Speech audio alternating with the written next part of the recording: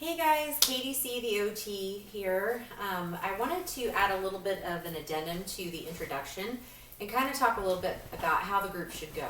So if I was an OT or a CODA leading this dance group, what I would do is I would bring everybody to the gym, 2 to 6 patients, have everybody introduce themselves to everybody in the group. I would introduce myself, and I would kind of review the objectives of what I want to accomplish with the patients. And then I would kind of tell them how the group's going to go, that before every song, they would be shown all of the different moves of what we would be doing during the song, and that it was pretty easy for everybody to follow, so there's no pressure on anybody to have to remember any of the moves or to have any kind of performance anxiety. And then I would go through, just let the group go. I would follow the playlist, so if you do use these videos for your dance group, you're going to want to use them in playlists. So every playlist will have 7 songs, assuming none of them get blocked. And you're going to want to run through the whole set of 7 songs for each group. Ideally, you want to pause after about every 2 songs. You should take a break because it can be tiring, cardiovascular wise and endurance wise and muscular wise. So you do want to take a break after about every 2 songs. Now the question has come up, if you play the videos for group, is it still skilled? Is it still billable as a therapist? My answer to that is yes, if you use these videos appropriately.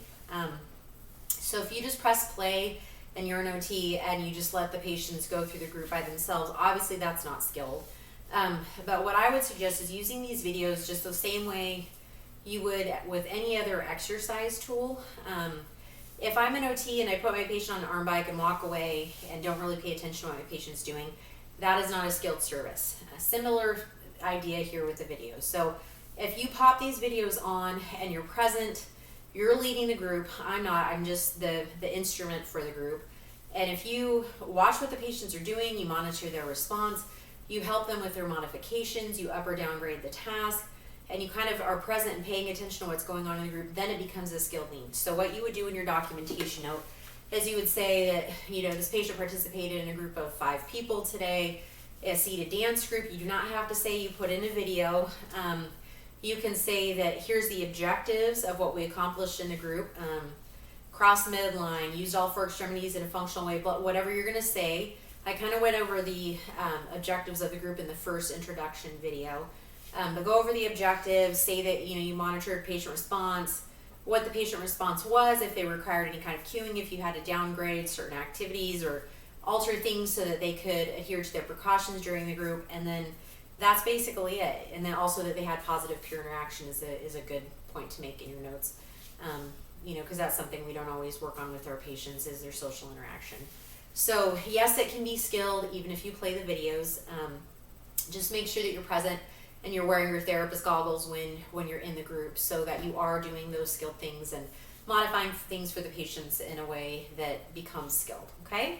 So I just wanted to kind of go over all that, and once again, I wanted to say that when the patient is watching these videos, if I'm raising my right hand, it's gonna appear on their left side, so they should just be doing a mirror image. So if I'm doing something with my right hand, the patient's left hand should be up. So they're just going to do a mirror image. Whatever side I'm doing, they should try to get the same side that's matching them. So those are the things I think I wanted to cover in this addendum video.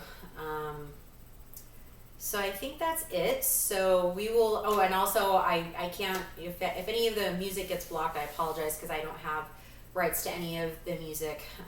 So hopefully most of the music will get left up and you'll be able to see the full playlist sets of 7 songs.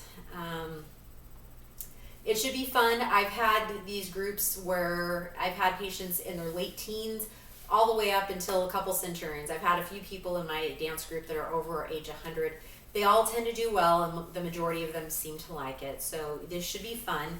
I also will be putting up dance groups as fast as I can come up with them. So usually if you do one a day, I always usually used to have about 10 sets of groups that I would do, all different songs. The moves are going to vary a lot per song. So that way I could have somebody come to group every day if they wanted to, back when I was in acute rehab, and the patient could have 25% of their daily minutes in a group. I believe it was 25% back when I was working with that population. And patients could come to group almost every day or every single day for 2 weeks and never hit the same playlist. So that way they always had a new variety. So if you're using this in, I know groups, we can't really do as many of those anymore.